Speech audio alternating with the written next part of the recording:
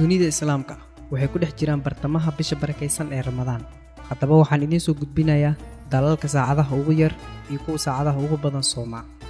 Markaa aragtid dalal saacado badan soomaya iyo kuwa saacado yar soomaya waxaa ku soo baxaya farqi aad u weyn. Dhinaca saacadaha la soomayo kuwa ugu yar waxaa hogaaminaya dalalka Argentina, Chile, New Zealand, Australia iyo Koonfur Afrika. Waxaa dhammaantood laga soomayaa 11 saacadood iyo bar.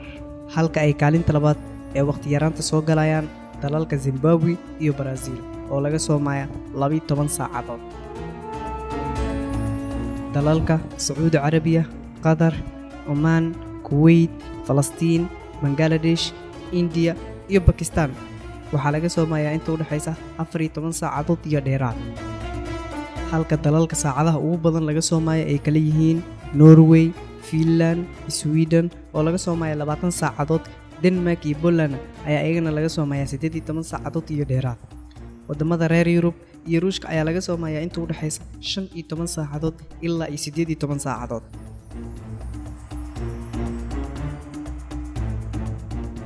Haddaba daawade dalka iyo meesha aad joogtid imise saacadood ayaa laga soomaa.